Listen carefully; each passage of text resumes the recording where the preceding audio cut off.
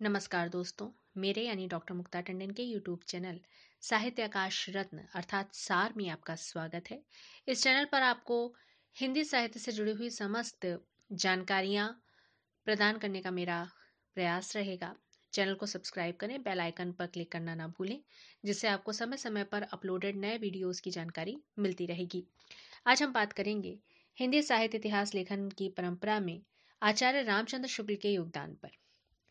इससे पूर्व जब हम चर्चा कर रहे थे तो उस पर आरंभ के जितने भी साहित्य इतिहासकार रहे हैं उनके विषय में हमने बात की थी और अंततः प्रकरण छूटा था जाकर के रामचंद्र शुक्ल जी पे। हिंदी साहित्य का इतिहास, जो कि उनकी प्रसिद्ध पुस्तक है, 1929 में लिखी गई थी। पुस्तकाकार रूप लेने से पूर्व हिंदी शब्द सागर की भूमिका में हिंदी साहित्य का विकास नाम से 1929 के जनवरी माह में यह प्रकाशित भी हुई थी निबंध रूप में। इसी को बाद में पुस्तकाकार रूप में शुक्ल जी ने लिखा, प्रस्तुत किया और यह भी माना कि प्रत्येक देश का साहित्य वहां की जनता की चित्त वृत्ति का संचित प्रतिबिंब होता है। निश्चित है कि जनता की चित्त वृत्ति के परिवर्तन के साथ साथ साहित्य के स्वरूप में भी परिवर्तन होता चला गया है। और यह बात अगर हम उनके परिभाषा के रूप में देखें तो यह बात सत्य है।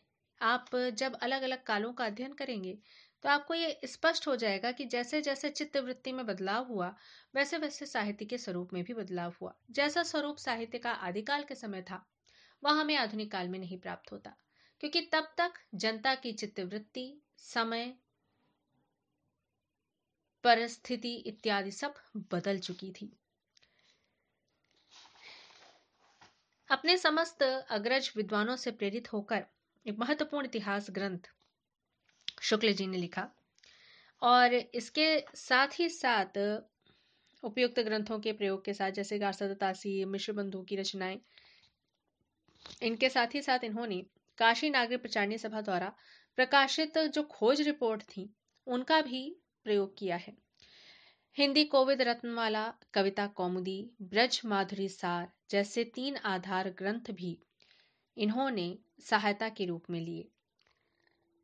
अपनी रचना के प्रथम संस्करण में वे इस बात को स्वीकार करते हैं कि यह पुस्तक उन्हें जल्दी में तैयार करनी पड़ी थी और यह पुस्तक मूल रूप से छात्रों के उपयोग के लिए ही है।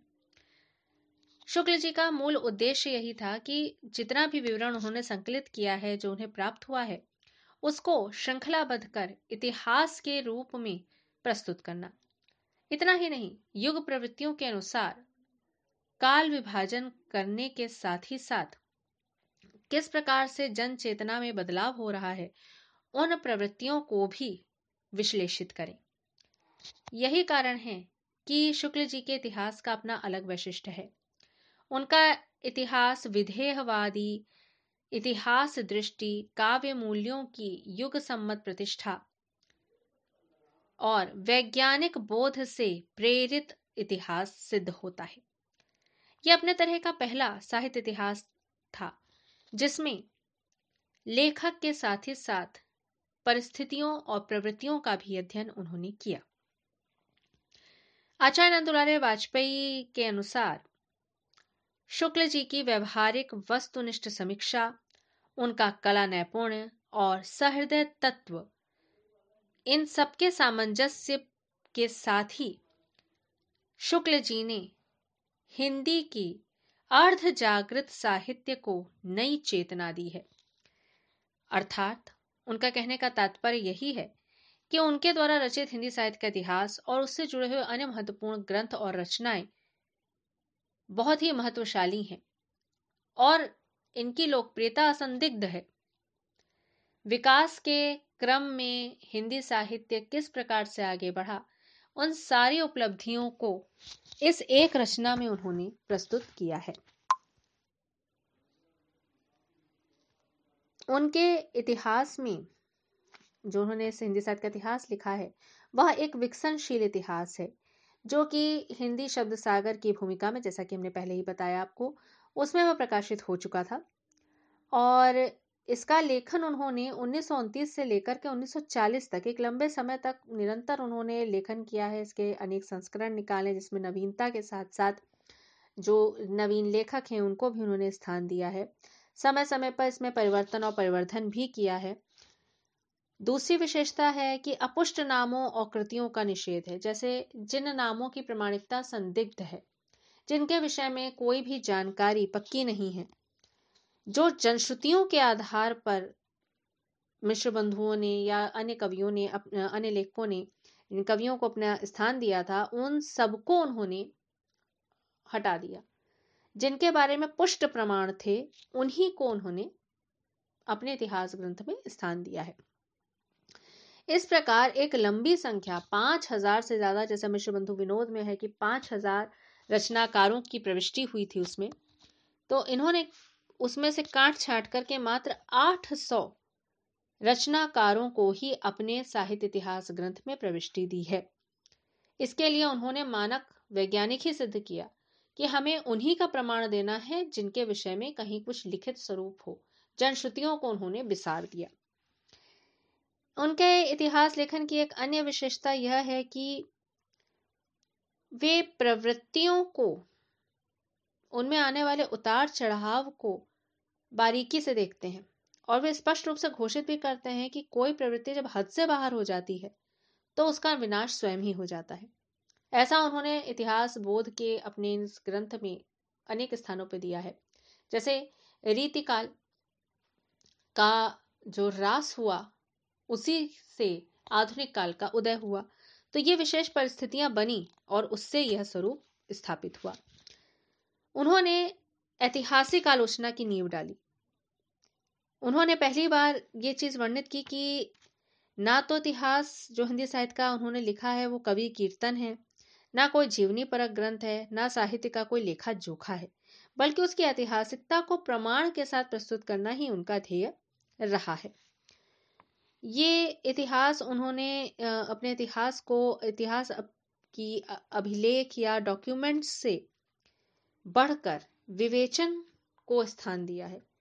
ये अभिलेख नहीं है कि अभिलेख अगर आपको देखने हैं तो अभिलेख देखने के लिए आप गजट्स देख सकते हैं, लेकिन उन्होंने इसे गजट या डॉक्यूमेंट बनने से बचा लिया है और विवेचन को प्रश्रय दिया है। जैसे भक्ति की पृष्ठभूमि जो उन्होंने स्पष्ट की है अपने इतिहास ग्रंथ में, या गद्य के विकास पर जो उन्होंने प्रकाश डाला है अपने अंतिम अध्याय में, तो उन सब पर प्रभाव पड़ता है इस बात का कि उन्होंने विवेचन किया है। उन्होंने सिर्फ डॉक्यूमेंट्स या अभिलेख ही नहीं दिए हैं। इस सघन चिंतन में उन्होंने तुलसी, सूर, जायसी पर अपने निर्णायक मत भी दिए हैं। उनकी रचना की सफलता का जो एक कारण है वो है उनकी भाषा शैली की जीवंतता और विचार उत्तेजना, वैचारिक उत्तेजना उनके लिखित शब्दों में हमें देखने को मिलती है। और इतिहास लेखन द्वारा एक स्थायी मानक की प्रतिष्ठा भी उन्होंने की है। रामचरितमानस उनका अभीष्ट प्रतिमान रहा है, जिसमें शक्ति, शील, सौंदर्य, लोकमंगल, रस, प्रकृति का समुचित स्वरूप उन्हें देखने को मिलता है। भारतेंदु जी को भी उन्होंने एक नए युग मानक के रूप में प्रतिष्ठा प्रदान की है। उनके इतिहास में वैचारिक दृढ़ता अत्यधिक देखने को मिलती है, जो कि उनके स्वाध्याय और चिंतन सामर्थ्य की उपज है। ऐसा लगता है कि उन्होंने अध्ययन करते हुए अपनी समस्त क्षमताओं, अपनी समस्त शक्ति को लगा दिया, ताकि उनको इतिहासकार का अनुगामी न समझा जाए, बल्कि एक दिशा दर्शक के रूप में आने वाली पीढ़ियां देखें।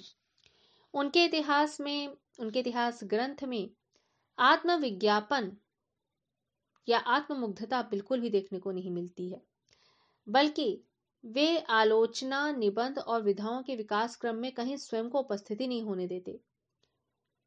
उनके इतिहास में जगह पाने के लिए समकालीन साहित्यकारों में जो आपाधापी मची थी, उसमें उन्होंने स्वयं के लिए कोई प्राप्त स्थान नहीं रखा। ये उनकी सबसे